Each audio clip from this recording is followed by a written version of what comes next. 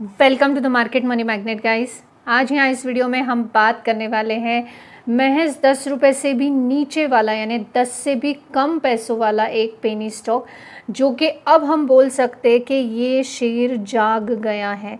अब ये शेयर जाग गया यानी फ्राइडे के दिन हमने इसमें एक बहुत अच्छी तेज़ी देखी। हम डेफिनेटली इसके पीछे का रीज़न भी जानेंगे, लेकिन हम ये भी जानेंगे क्या ये स्टॉक में कुछ पोटेंशियल है कि ये मल्टीबैगर बन सकता है। क्या ये 10 रुपये का पेनी स्टॉक फंडामेंटली उतना एग्जिस्ट कर सकता है कि हम इसको बोल सके कि फ्राइडे को जो स्टॉक जाग गया है अब ये जागा ही रहेगा या ये स्पीड पकड़ेगा। तो चलिए हम एनालाइज करते हैं, हम स्टडी करते हैं इस पेनी स्टॉक की, जिसमें कि हम जानते हैं कि फ्राइडे के दिन आने वाली तेज़ी जो इस स्टॉक में थी क्या ये उसके लायक है। क्या हम ये बोल सकते हैं कि अब ये स्टॉक जाग चुका है। सबसे पहले ये स्टॉक अगर करता क्या है तो ये इंडिया का largest private power generation company है, वो भी इंस्टॉल्ड कैपेसिटी इसकी 2700 मेगावाट्स की है। थर्मल पावर प्लांट्स हैं इनके अमरावती, नासिक में जैसे 1350 मेगावाट्स के ईच लोकेशन पे प्लान्स हमें महाराष्ट्र में स्पेसिफिक देखने को मिलते हैं। अब अगर हम इसके पावर की डिमांड हम जानते ही है इंडिया में बहुत है, तो हम अगर इसके फंडामेंटल्स चेक करें तो मार्केट क्या 4828 करोड़ का है। स्टॉक पी 92.1 का है, जो कि सेक्टोरियल पी के कंपैरिजन में ओवर वैल्यूड स्टॉक ही देखने को मिलता है, जबकि स्टॉक का करंट प्राइस 8 रुपीज़ है। ROC 6.21% है, ROE 1.14% है, फेस वैल्यू 10 है, यानी आने वाले समय में आपको स्प्लिट का बेनिफिट देखने को मिल सकता है। EPS 0.10 देखने को मिल रहा है। अगर वहीं पे डेप की बात करें तो 3711 करोड़ का डेप है, डेप टू इक्विटी रेशियो 0.80 का है।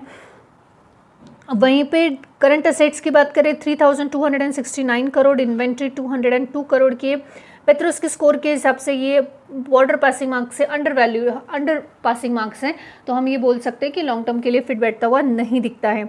लेकिन अचानक ये स्टॉक में इतना स्पाइक कैसे आया ये तो जानना है, तो इसके लिए फंडामेंटल्स भी देखना ज़रूरी है। होल्डिंग पैटर्न की बात कर ले सबसे पहले तो शेयर होल्डिंग पैटर्न में प्रमोटर का होल्डिंग 44.06% का है, FIS 5.13% है और DIS 6.62% है। वहीं पे पब्लिक 44.20% है।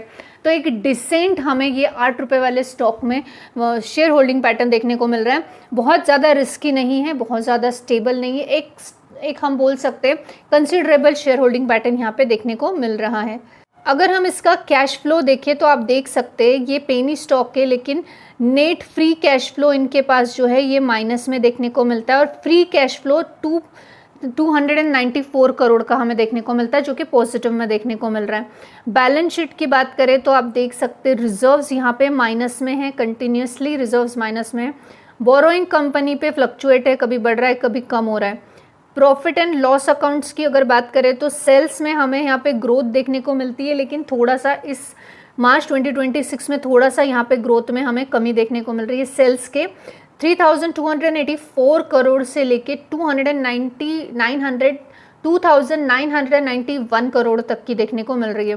कंपनी के एक्सपेंसेस भी थोड़े से फ्लक्चुएशन है, कभी कम कभी ज़्यादा हो रहे हैं। अगर नेट प्रॉफिट की बात करें तो आप देख सकते हैं 8897 करोड़ से 222 करोड़ एंड देन 52 करोड़, यानी ये डिग्रेड होता हुआ हमें नेट प्रॉफिट देखने को मिल रहा है। अर्निंग पर शेयर माइनस से प्लस में है। अब सबसे पहले तो हम जानते हैं स्टॉक कौन सा है और फिर जानेंगे कि इसमें ये अचानक जो रेल आया फ्राइडे को क्या ये उस लायक है कि अब ये जाग जाएगा शेयर। हम बात कर रहे हैं रतन इंडिया पावर लिमिटेड के बारे में, जो कि फ्राइडे के दिन 2.04% के तेज़ी में हमें देखने को मिला। अगर हम बात करें कि ये क्या हुआ था, अचानक इतना वॉल्यूम स्पाइक कैसे हुआ था, प्राइस में शार्प इंट्राडे मूव देखने को मिला, इसके पॉसिबल रीज़न हो सकते हैं एक तो ऑपरेटर की एक्टिविटी, दूसरा खराब स्पेकुलेशन और तीसरा रिटेल मोमेंटम एंट्री। जब प्राइस से ज़्यादा वॉल्यूम भागता है तो कुछ तो पक रहा होता है जो कि हमें समझ नहीं आता। इसके अलावा कंपनी के बेसिस पे अगर मैं बात करूँ तो सेक्टर पावर और एनर्जी हैं, हम ये जानते ही है। पावर और एनर्जी सेक्टर एक अच्छा सेक्टर आने वाले समय में साबित हो सकता है, क्योंकि इंडिया में इसकी डिमांड कंटिन्यूसली बढ़ रही है। थर्मल पावर जनरेशन का ये बिजनेस करती है और इंडिया में पावर की डिमांड बढ़ते बढ़ते स्टॉक्स की डिमांड भी बढ़ेगी। अब ये स्टॉक सडनली जो मूव किया है एक तो लो प्राइस है, यानी रिटेल इन्वेस्टर का अट्रैक्शन इसमें ज़्यादा बन जाता है। दूसरा हाई लिक्विडिटी है, यानी इजी एंट्री और एग्जिट हो जाती है इसमें। तीसरा स्पेक्युलेटिव बाइंग है। चौथा सेक्टर रोटेशन देखने को मिल रहा है। पावर स्टॉक्स के इंटरेस्ट में आपने ये चीज़ देखी होगी। आपने सेक्टर रोटेशन का वीडियो नहीं देखा है तो ज़रूर देखिए और समझिए, क्योंकि सेक्टर रोटेशन जो है ये बहुत मैटर करता है अगर आप सही तरीके से प्रॉफिट बनाना चाहते हो तो। इसके अलावा एक रियलिटी चेक की मैं बात करूँ तो प्रॉफिट कंसिस्टेंसी से वीक हो रहा है, जैसे कि हमने अभी देखा इनका प्रॉफिट कंसिस्टेंसी से वीक हो रहा है। डेप्थ के लेवल हाई हैं, ये भी हमने देखा है, डेप्थ के लेवल इनके हाई देखने को मिलते हैं। प्रमोटर का होल्डिंग एंड प्लेज एनालाइज करना बहुत ज़रूरी है। तो चलिए सबसे पहले मैं आपको बता दूँ प्लेज कितना या है भी या नहीं। आप यहाँ पर देख सकते हैं कि जो ये स्टॉक है रतन इंडिया पावर में यहाँ पर प्लेज था 2025 में 88.65% तक का, जो कि जून 25 में 59.1% हुआ। और करंटली आप देख सकते हैं किसी भी तरह का प्लेज कंपनी के शेयर्स में नहीं देखने को मिल रहा है।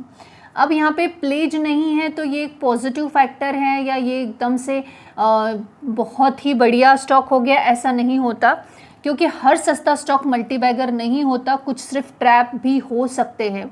अब मल्टीबैगर पोटेंशियल का लॉजिक क्या है हमारा इस स्टॉक के पीछे का, अगर हम इस पे बात करें तो एक सिंपल स्मार्टली मैं आपको एजुकेशनल स्टाइल में बताना चाहूँगी। अगर डेप रिड्यूस हो रहा है किसी भी पेनी स्टॉक का, प्रॉफिट इम्प्रूव हो रहा है, सेक्टर स्ट्रॉन्ग हो रहा है, तब लॉन्ग टर्म स्टोरी बन सकती है, अदरवाइज नहीं।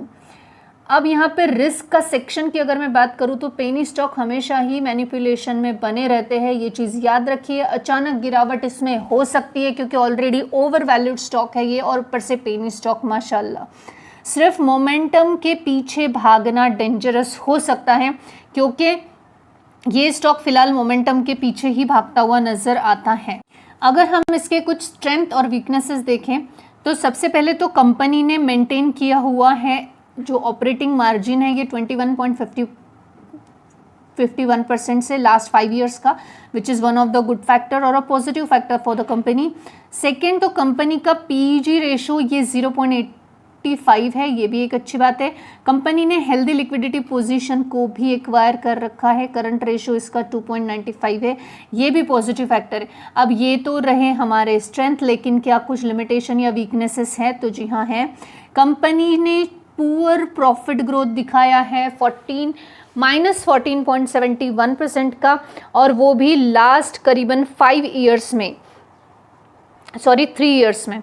अब लास्ट 3 ईयर्स में इनका प्रॉफिट तो कम रहा ही रहा है, साथ में पुअर रेवेन्यू ग्रोथ भी देखने को मिल रही है, और वो भी लास्ट 3 ईयर्स का 0.25%। कंपनी का आरओई भी हमें थोड़ा सा पुअर ही देखने को मिलता है।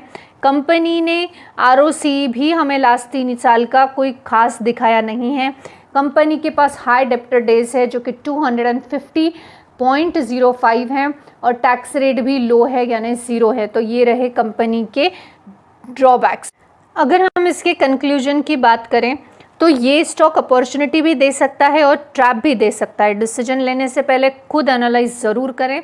अगर स्मार्ट मनी की स्ट्रैटेजी और स्मार्ट मनी की एंट्री एग्जिट सीखना चाहते हो तो फॉलो ज़रूर करें, क्राउड को फॉलो करने की ज़रूरत नहीं है। स्मार्ट अगर चैनल्स को फॉलो किया जाए तो स्मार्ट आइडियाज़ भी मिल सकती है।